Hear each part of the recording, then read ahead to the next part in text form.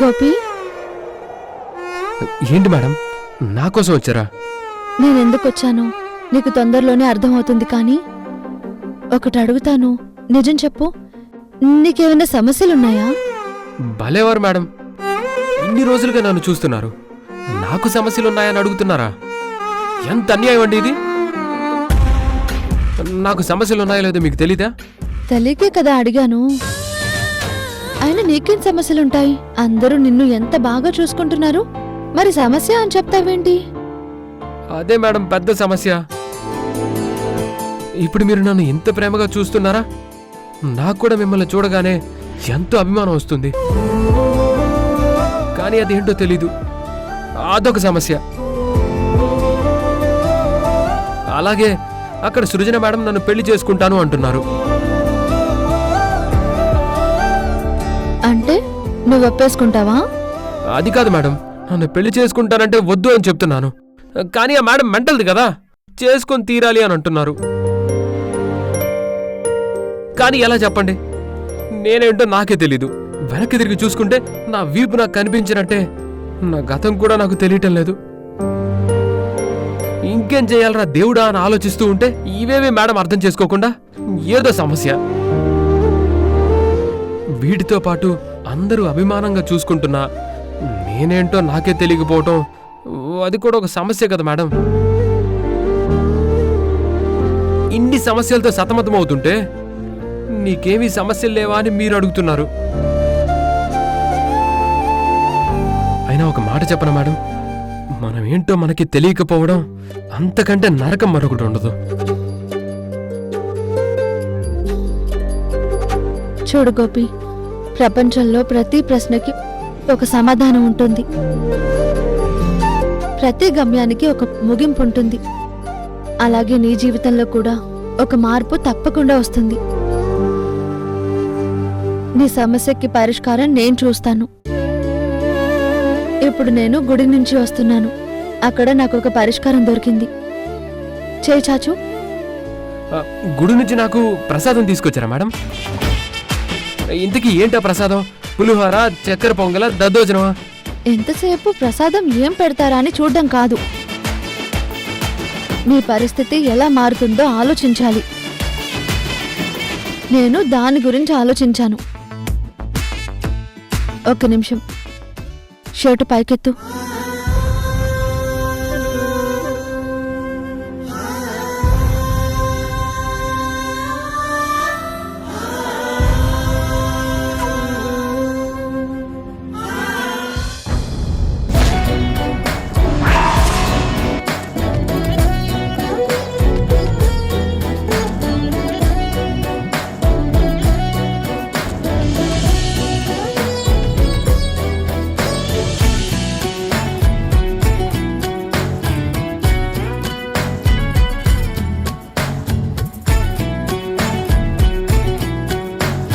ఏంటి గోపి, ఏమైంది? ఏం లేదు మేడం, మీరు నా చేయి పట్టుకుంటే నాకే తెలియని ఒక ఫీలింగ్ వస్తుంది. కానీ తప్పు కదా. ఎందుకు రావు గోపి, నేనే నీ ప్రాణంగా ఒకప్పుడు చూసుకున్నావు. నేను నీ సొంతమే కాబట్టి ఆ ఫీలింగ్ వస్తుంది. కానీ నీకు గతం గుర్తుకు రావాలి, అప్పుడే మన కష్టాలన్నీ తీరిపోతాయి.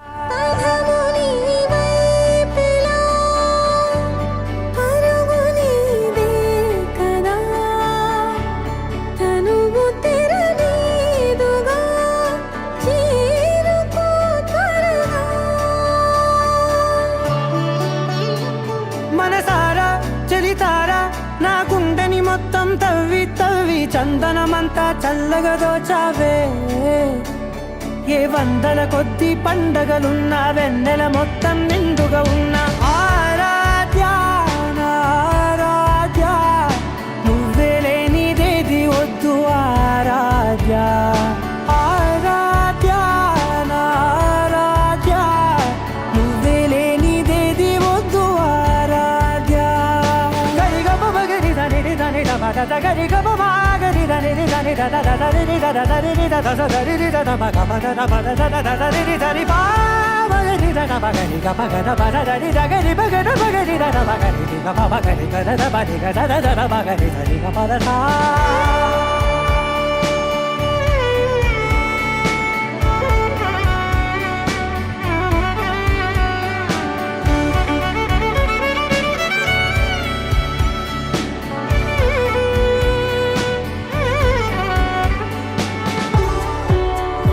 సరేలే, ఇదిగో ఈ తాయెత్తు నీ చేతికి కడతాను. దాంతో అన్ని సమస్యలు తీరిపోతాయి. ఏంటి, ఈ తాయెత్తు కట్టుకుంటే అన్ని సమస్యలు తీరిపోతాయా? అంటే నాకన్నీ గుర్తొచ్చేస్తాయా? మొత్తం తెలిసిపోతుందా? అది జరుగుతుందనే నేను నమ్మాను, అందుకే తీసుకొచ్చాను. ఉండు, కడతాను.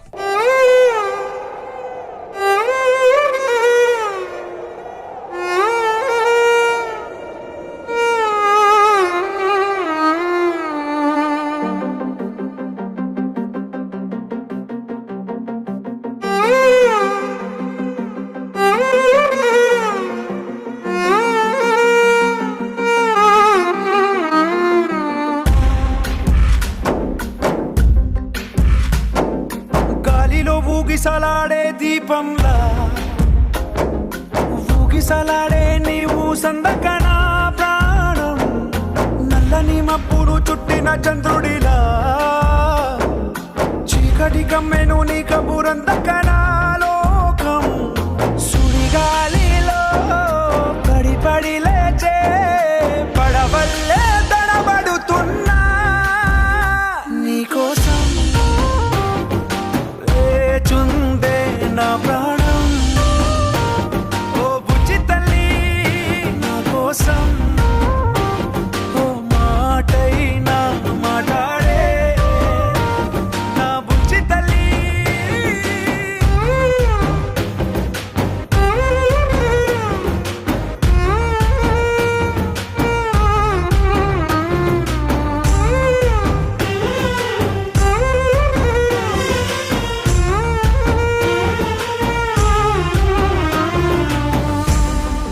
ఏంటి గోపి, ఏదైనా మార్పు వచ్చిందా? చాలా మార్పు వచ్చింది మేడం. అయినా మీరెంత మంచివాళ్ళు, నా కోసం ఎంత గొప్పగా ఆలోచించారు. మిమ్మల్ని ఇలా చూస్తుంటే మీరు లంగావణిలో ఉన్నట్టు, అక్కడ నది ఉన్న ప్రదేశంలో మిమ్మల్ని చూసినట్టు, మీరు నాకు బాగా కావాల్సిన వాళ్ళలా ఉన్నట్టు అనిపిస్తుంది. నాకే తెలియకుండా ఏదో చాలా కొత్తగా ఉంది. చెప్పాను కదా, ఈ తాయెత్తుకు చాలా మహిమ ఉందని. ఇది కట్టుకుంటే అన్ని సమస్యలకి పరిష్కారం దొరుకుతుంది అని. ఆ దేవుడు తప్పకుండా కరుణిస్తాడు. అన్ని తొందరలోనే బయటకు వస్తాయి.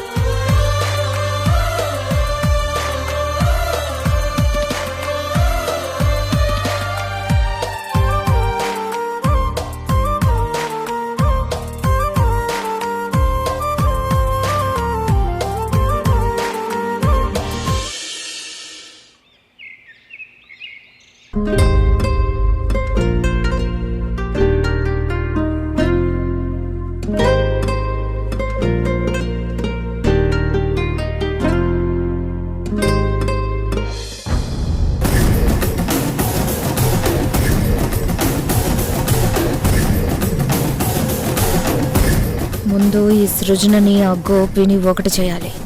అప్పుడే ఈ ఇంట్లో నేను అనుకున్నది సాగుతుంది. లేదంటే తర్వాత ఏ పరిస్థితులు ఎలా మారుతాయో తెలీదు. ఏదో ఒకటి ఆలోచించాలి.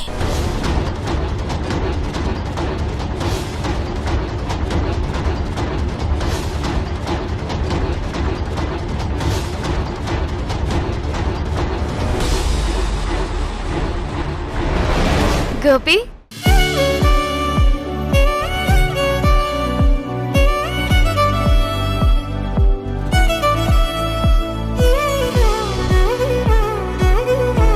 ఏంటి మేడం గారు, బయటికి ఎక్కడికైనా వెళ్ళాలా? చెప్పండి, వెళ్దాం. ఏంటి గోపి, రోజూ నేను అడిగితే నువ్వు కాదనేవాడివి, ఇప్పుడు నువ్వే వెళ్దామంటున్నావు. పైగా ఈరోజు చాలా హ్యాపీగా ఉన్నావు, ఏంటి సంగతి? అదే మేడం, ఇప్పుడే నాకు తారా మేడం గారి తాయెత్తు కట్టిన దగ్గర నుంచి నాలో చాలా మార్పు వచ్చింది. నాకే తెలియని ఒక ఆనందం ఉందని చెప్పినా ఈ మేడం నమ్మరు. బాగా చదువుకున్నవారు కదా, ఈ తాయెత్తులేంటని తీసి పారేస్తారు. ఏంటి గోపి, అడుగుతుంటే సమాధానం చెప్పకుండా నీలో నువ్వే మురిసిపోతున్నావు? ఏంటి సంగతి చెప్పు. ఏమీ లేదు మేడం, చెప్పాను కదా. ఎందుకో ఈరోజు చాలా ఆనందంగా ఉంది. నిజమే గోపి, మా సృజనం చూస్తే నీకు ఆనందం పెరిగిపోతూ ఉంటుంది. తన గురించే కదా నువ్వు ఎప్పుడు ఆలోచించేది. తను నవ్వుతూ నీకెదురైతే నీ మనసు మరింత పులకరించిపోతుంది. ఏంటి గోపి, నిజమా?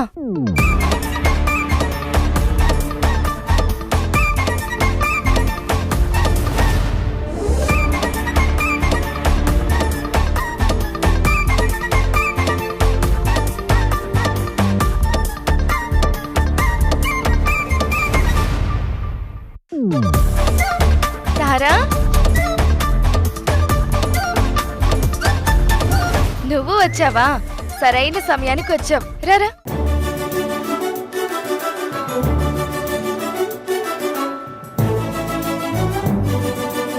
ఏంటి, ఏం జరుగుతుంది? ఏం జరగడం ఏంటి? ఇదిగో గోపి కూడా సృజన గురించి చాలా గొప్పగా ఆలోచిస్తున్నాడు. వాళ్ళిద్దరూ ఒకటవుతున్నారు కాబట్టి సృజన గోపి గురించి ఆలోచిస్తుంది, గోపి సృజన గురించి ఆలోచిస్తున్నాడు.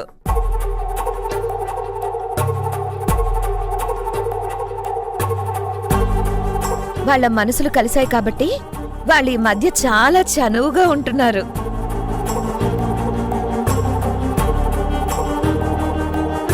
గోపి, వసుధ చెప్తుంది నిజమా?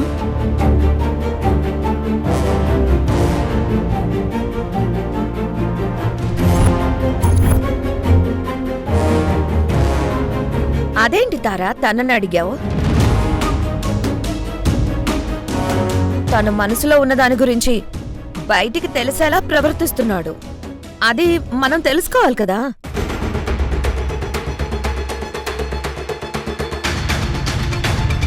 అది సరే, నువ్వెక్కడి నుంచి వస్తున్నావు? గుడికి వెళ్ళొచ్చాను. అందరికీ మంచి జరగాలని కోరుకున్నాను. ఆ దేవుడు తప్పకుండా కరుణిస్తాడు. అలాగే అనుకున్నది అవుతుంది.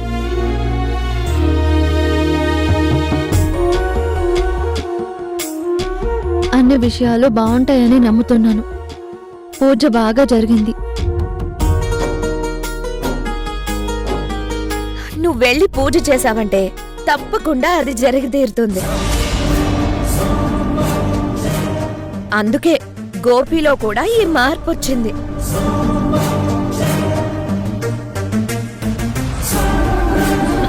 చూడు, మా సృజనలో కూడా ఎంత చిరునవ్వు వచ్చిందో.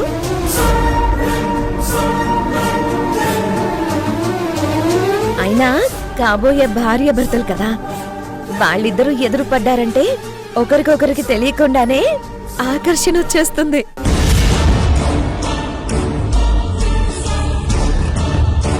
అయస్కాంతాన్ని చూడగానే ఇనుము ఆగుతుందా? దగ్గరికి వచ్చి అతుక్కోదు. ఇది అంతే.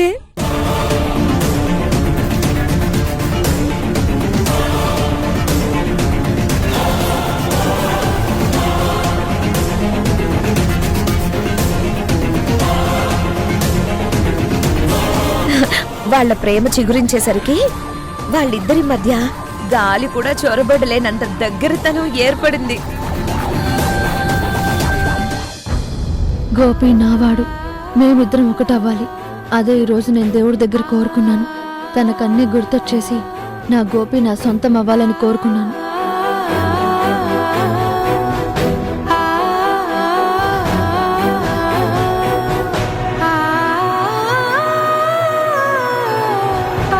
ఏంటి తారా, ఏంటలా మౌనంగా ఉండిపోయావు? కావాలంటే గోపిని అడుగు. ఏ గోపి, నువ్వు చెప్పు.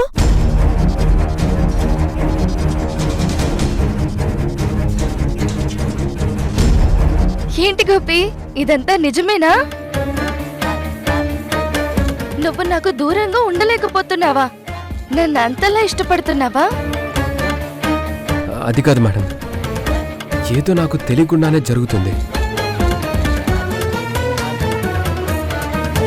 కానీ అదేంటో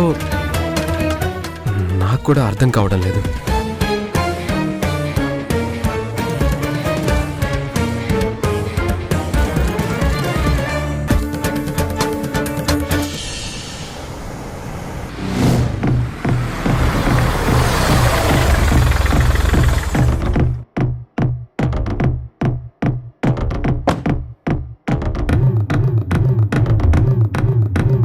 ఏంట్రా ఇక్కడ ఆపమన్నావు?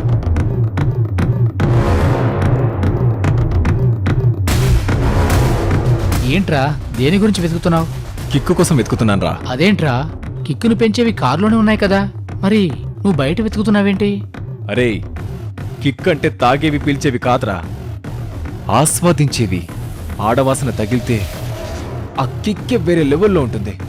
అలాంటిది కంటికి నచ్చిన ఆడ తగిలితే ఊహించు, ఆ ఆనందం ఎంత బాగుంటుందో. ఆ అంతం కోసం వెతుకుతున్నాను. ఇక్కడ ఎవరూ లేరు కదా. అయినా కనిపించిన దాని గురించి వెతికితే పిచ్చివాడు అనుకుంటారు. నిజంగానే పిచ్చోని అయిపోయేలా ఉన్నాను రా. నిన్న రాత్రి నన్ను చూసిన దగ్గర నుంచి నాకు పిచ్చెక్కిపోతుంది. ఆ అంతాన్ని అనుభవించే వరకు ఈ పిచ్చి తగ్గదు. రోడ్డు మీద కనిపించి వెళ్ళిపోయిన అమ్మాయి గురించి ఇక్కడికొచ్చి వెతకడం ఏంట్రా? నిన్ను వెతకడానికి తప్పంటే ఫ్రెండ్ వన్ కూడా చూడను, షూట్ చేస్తాను. దాన్ని ఎలా కనిపెట్టాలో సలహా ఇవ్వు.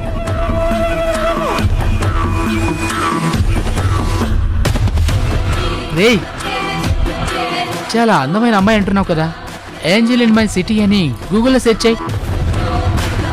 ఇప్పుడు అమ్మాయిలందరూ ఏదో రకంగా సోషల్ మీడియాలో ఉంటున్నారు కదా, తన ఫోటో కనిపిస్తుందేమో. గుడ్, మంచి ఐడియా ఇచ్చావురా. ఇప్పుడే చెక్ చేస్తాను.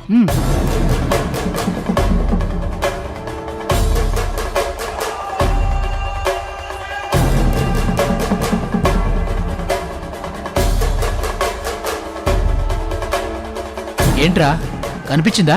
షిట్, లేదురా. ఏంజిల్ అని అడిగితే దయ్యాలంటి ఫోటోలు వచ్చాయి. నా కంటికి కనిపించకుండా దూరంగా దాక్కుంది. వెతుకుతాను, ఎక్కడున్నా ఎలాగైనా కనిపెడతాను. తనివి తీరా తన అంతాన్ని నేను ఆస్వాదిస్తాను. అంతవరకు నాకు మనసు ప్రశాంతంగా ఉండదు. పోనీ మర్చిపోవడానికి మందేస్తావా? లేదురా, తన కంటికి కనిపించేంత వరకు ఒక్క చుక్క మందు కూడా తాగాను.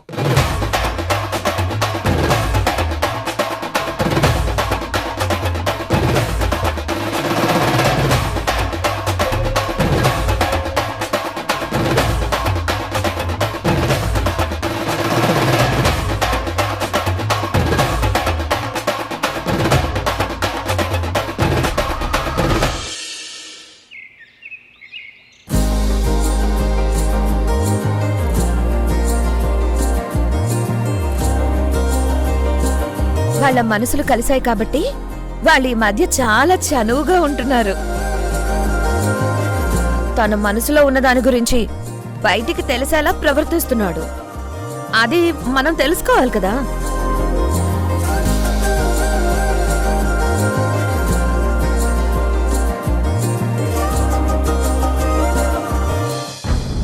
ముందు దీనికి ఆ గోపిగాడితో మెళ్ళో 3 ముళ్ళు వేయించేస్తే మెదడులేనోడు ఇంట్లో ఉంటాడు. వాడి ప్రేమలో ఇది మునిగి తేలుతూ ఉంటుంది. అప్పుడు నేను అనుకున్నది సాధించగలుగుతాను. వీళ్ళిక్కడే ఉన్నంత వరకు తాజ్మహల్ని దూరం నుంచి చూస్తున్నట్టు వీళ్ళ ప్రేమ కూడా దూరంగానే ఉంటుంది. ఏం చేసైనా సరే వీళ్ళిద్దరిని ఒకటి చేయాలి. ఏం చేయాలి? చెప్తా. ఏంటి సృజన, దేని గురించి అంతలా ఆలోచిస్తున్నావు? గోపి గురించేనా? అవును, గోపి నన్ను ప్రేమిస్తున్నట్టే కనిపిస్తున్నాడు, కానీ తెలియని ఏదో ఒక అడ్డు ఉందేమో అనిపిస్తుంది. ఎందుకు అలా అనుకుంటున్నావు? అప్పుడప్పుడు తన మాటల్లో నాకెందుకో ఆ దూరం కనిపిస్తుంది. దాన్ని ఎలా అర్థం చేసుకోవాలో తెలియడం లేదు. నా ప్రేమలో పొరపాటుందా, లేక గోపి మాటలే నాకు అర్థం కావడం లేదో అసలు అర్థం అవడం లేదు. సిటీకి దూరంగా గోపిని తీసుకుని వెళ్ళు. ఎక్కడైనా ఒక ఎత్తైన ప్రదేశానికి వెళ్ళండి.